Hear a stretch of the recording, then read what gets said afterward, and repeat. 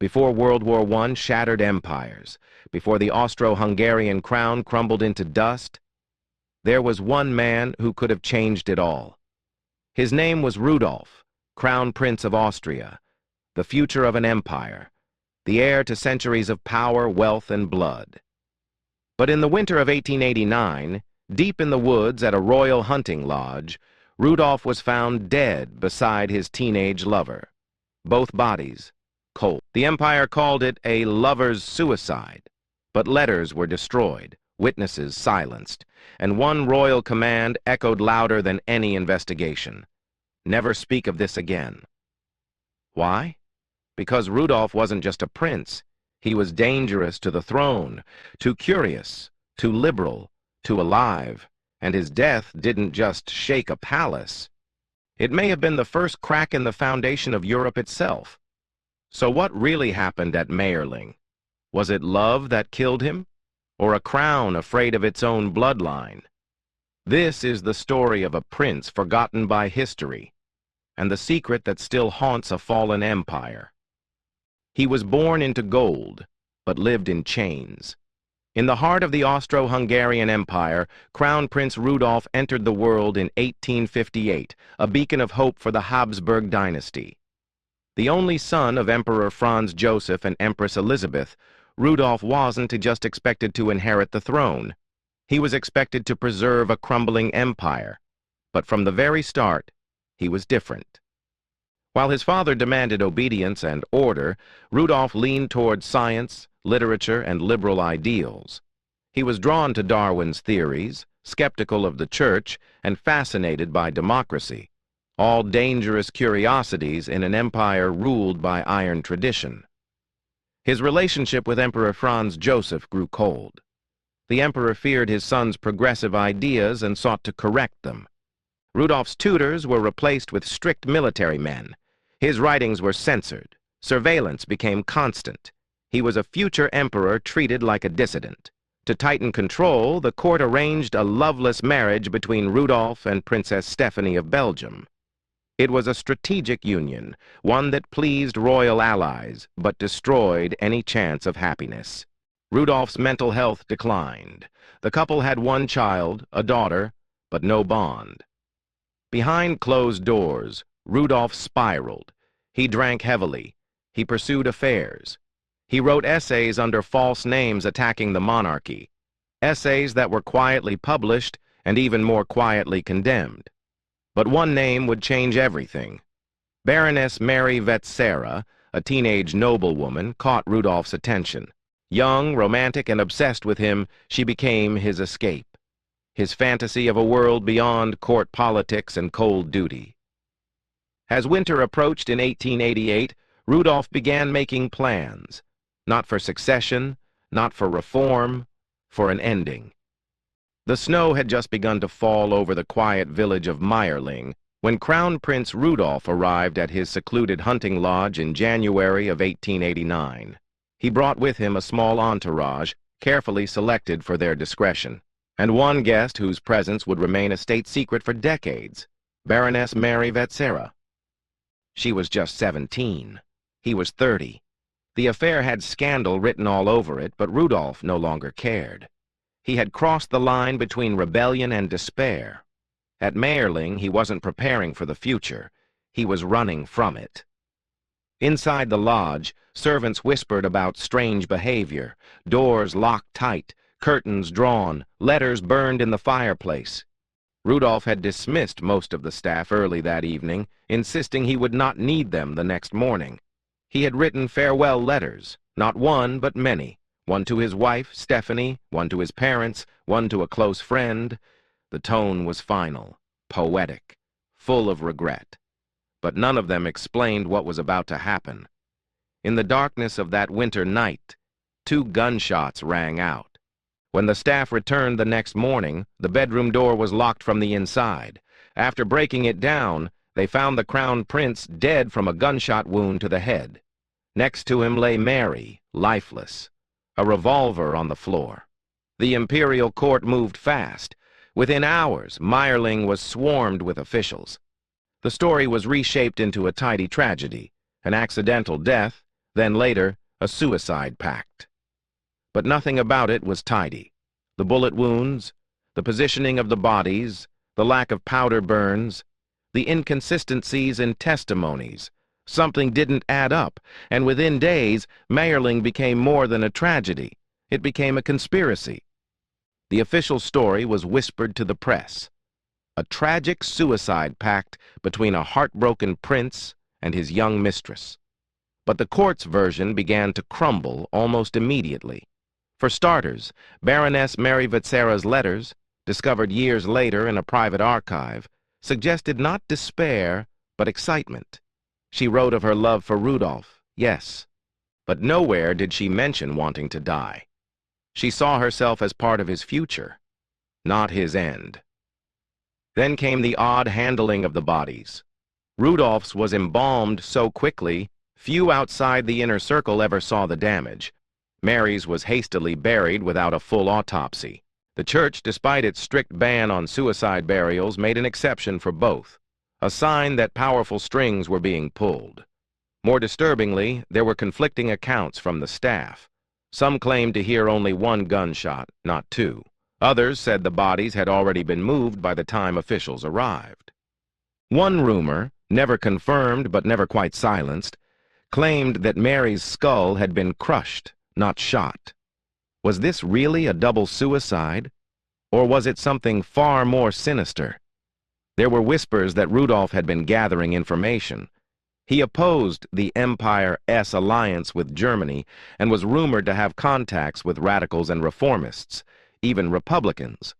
Some claimed he had proof of corruption within the Habsburg elite, or worse, was planning to abdicate and flee. A prince with dangerous ideas was a threat. A prince with proof was an enemy. Was someone sent to stop him? As the Empire wrapped Mayerling in secrecy, one question burned quietly beneath it all. Did Crown Prince Rudolf really take his own life? Or was he silenced? Years passed. The Empire marched toward war, and the scandal at Mayerling was carefully wrapped in layers of silence. But one man refused to forget.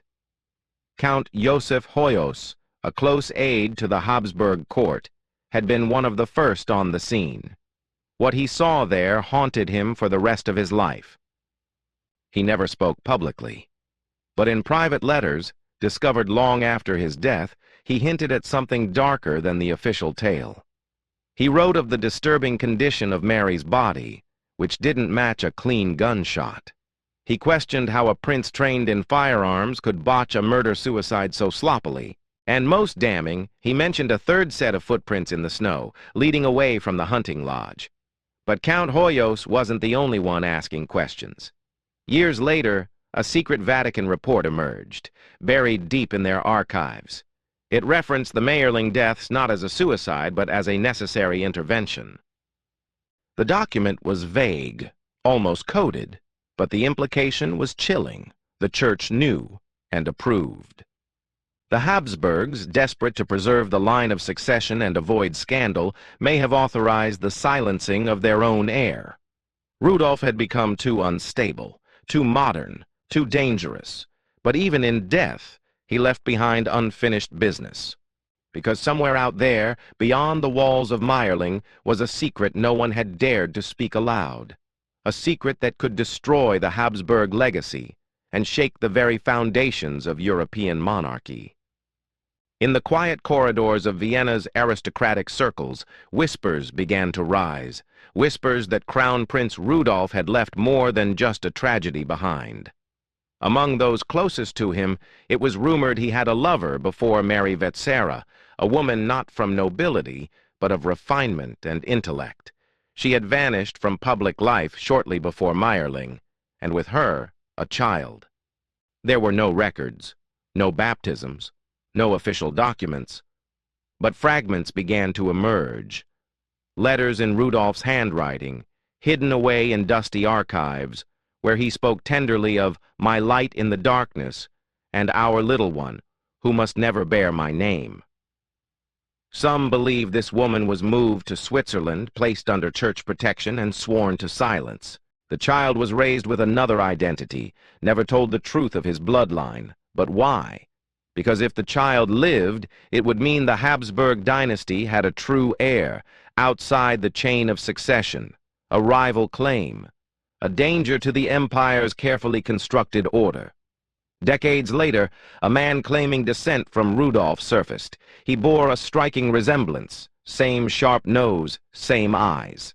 His story was dismissed as fantasy, but private DNA tests, allegedly commissioned by a European noble house, were said to come back inconclusive.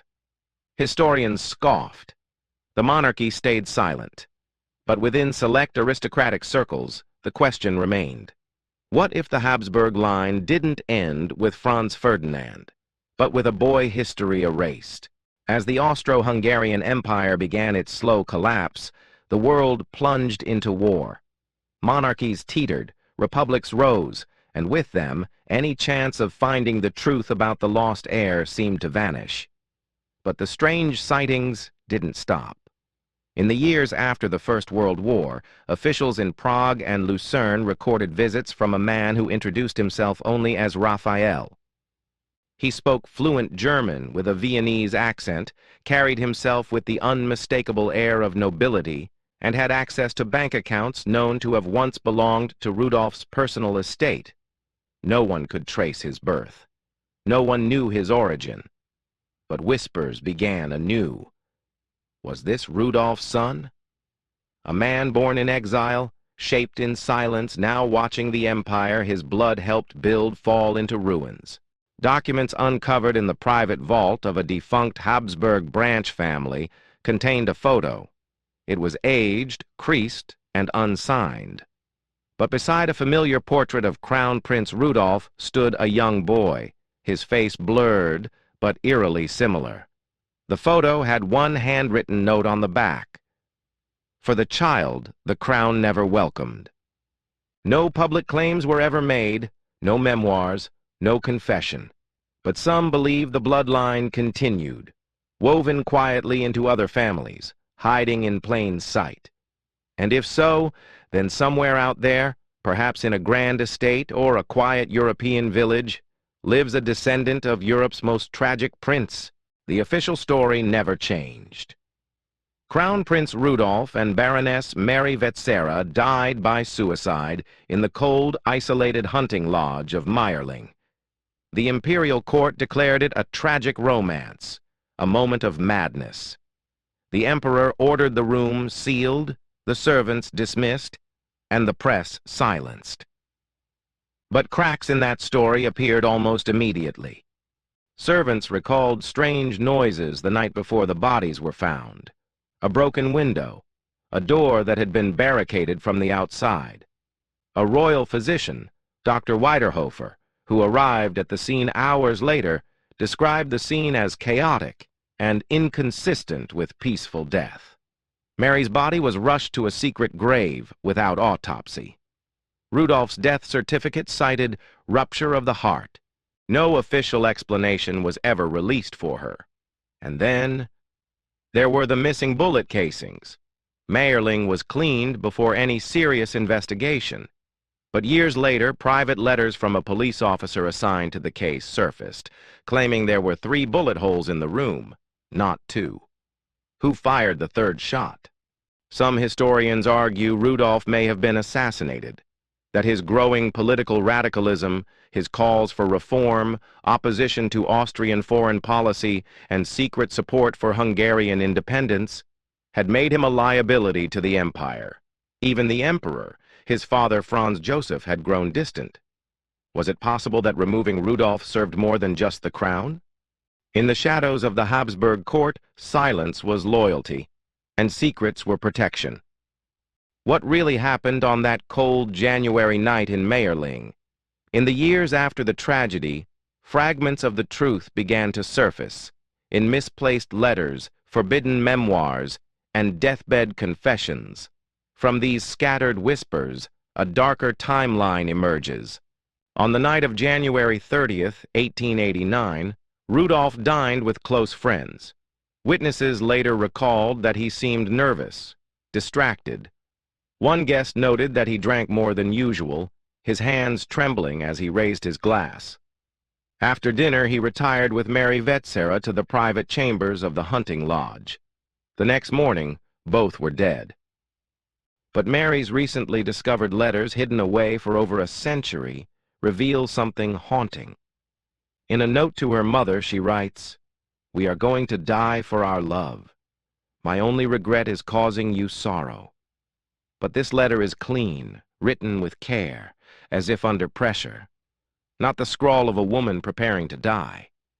More disturbing are the conflicting testimonies from servants. One claimed she heard voices raised in anger, not of a couple in love, but in crisis. Another said a strange man arrived late that evening, cloaked and unannounced. Was Rudolf coerced? Did Mary write the letters under duress? The most compelling evidence comes from a doctor who examined Mary's body in secret. He claimed her skull was crushed, not pierced by a bullet, a cover-up perhaps to mask something more violent than a tragic pact. The Habsburgs insisted the deaths were a suicide, but no one was ever questioned. No investigation was made public. The silence was total, and the truth locked behind royal curtains. As whispers of the Mayerling tragedy faded into forced silence, a darker theory began to take root. One that suggests Crown Prince Rudolf was not just a victim of passion, but of politics. In the weeks leading up to his death, Rudolf was deeply entangled in secret correspondence. Letters that vanished soon after the tragedy spoke of radical ideas, unorthodox alliances, and a future that directly threatened the stability of the Austro-Hungarian Empire. Rudolf had grown disillusioned. He no longer believed in the outdated machinery of imperial rule. He despised his father's iron-fisted conservatism and the brutal suppression of minorities within the empire. His vision? A liberal, federalist monarchy. One that gave voice to the oppressed, one that would break the Habsburg mold. According to recently declassified intelligence reports from the era, Rudolf had been meeting with Hungarian nationalists. It is believed he was drafting a manifesto that supported sweeping reforms, perhaps even abdicating in favor of a democratic future. To his enemies, that wasn't idealism. It was treason. On the evening before his death, Rudolf reportedly met with a foreign emissary. The meeting was not on official records. It took place in secret, under the cover of darkness. What was discussed remains a mystery, but some believe it was the final step in a plan that terrified Vienna's inner court. By the time he returned to Mayerling, Rudolf may have sealed his fate. In the wake of Rudolf's death, a strange calm swept through the Habsburg court. Not grief, control. Within hours, the imperial palace moved to erase every trace of what had happened at Mayerling. The original investigation was halted before it even began. The coroner's report vanished. Journalists were silenced. Witnesses were dismissed or reassigned. And the small hunting lodge where the crown prince had died. It was gutted, its rooms demolished and rebuilt, as if the past itself could be destroyed with enough marble and mortar. Rudolf's personal doctor, who first inspected the bodies, was never heard from again. His written notes, which allegedly contradicted the official story, were seized by military police. Emperor Franz Joseph declared the tragedy a private matter. No state funeral, no public mourning, just a closed casket and a nation told to move on. And yet, the silence only deepened the suspicion. Because if this was merely a lover's suicide, why the decades of secrecy? Why the gaps in the timeline? Why did the empire risk its credibility to suppress every detail? Some historians suggest that the conspiracy to hide the truth wasn't just about protecting the crown. It may have been orchestrated by it. Behind the veil of monarchy, Franz Joseph may have faced a terrible choice: preserve the legacy of his dynasty, or reveal that his only son had turned against it. He chose silence. But silence doesn't erase suspicion. It breeds it. Decades after Rudolf's death, an unassuming estate sale in Vienna unearthed a weathered trunk, its contents forgotten, its lock rusted shut. Inside, among faded photographs and crumbling journals, was a letter, one that history had buried. It was dated just days before the tragedy at Mayerling. Written in Rudolf's distinct, slanted hand, the letter wasn't addressed to his father or his mistress, but to a confidant no one expected, an exiled Hungarian noble, long estranged from the court. In the letter, Rudolf poured out everything: his despair at being politically muzzled, his disillusionment with the empire's rigidity, and most shockingly, a plan. He spoke not of suicide, but escape. He detailed an intention to fake his death and flee the empire, to live in secrecy and write the truths he was forbidden to speak. He claimed Marie would join him, willingly. They would vanish together. But if that letter was real, and most experts who have seen it believe it is, it contradicts the entire narrative the empire forced into the public. No double suicide, no hopeless lovers' pact, a planned disappearance that never happened. Which begs the question, if Rudolf never intended to die, what really happened at Mayerling? Was the plot discovered? Did someone intervene to stop him? Was the empire's greatest scandal not a tragedy, but an assassination, buried under layers of forged grief and silence? The Habsburgs never commented on the letter. It was quietly purchased by an anonymous collector and has never resurfaced. But for many, it was the final crack in the imperial lie. In the quiet foothills of Transylvania, decades after Mayerling, a traveler from Vienna met a reclusive old man in a crumbling monastery. Locals called him the Count, though no one knew his true name. He walked with a limp, spoke perfect German, and carried himself not like a monk, but like a man raised in palaces. When shown a faded portrait of Crown Prince Rudolf, the traveler paled. It was him, just older, thinner, weathered by time and exile. Rumors of Rudolf's survival have persisted for over a century. Some claim he escaped with the help of loyal allies in the Hungarian resistance, men who had every reason to keep him alive. Others say Marie Vetsera's death was staged, but hers was the only body that remained in Mayerling. The strongest theory? That Rudolf was taken, not by enemies, but by his own family, silenced before he could become a threat, hidden in exile to preserve the crumbling myth of imperial unity. No documents confirm his survival, but too many sightings, too many whispers, and too many redacted letters from the Habsburg archive leave the door open. The empire needed closure, the people needed a story. So they built a monument to a tragedy, while the truth may have lived on, just out of reach. And if Rudolf did survive, what thoughts haunted him in his final days? Not of revolution or politics, but of a woman who followed him into the abyss, of a title he never wore, and a world that was never ready for the prince who tried to change it. The Mayerling incident remains one of history's darkest mysteries, not because we don't have answers, but because we have too many. And someone, long ago, made sure we'd never know which was true.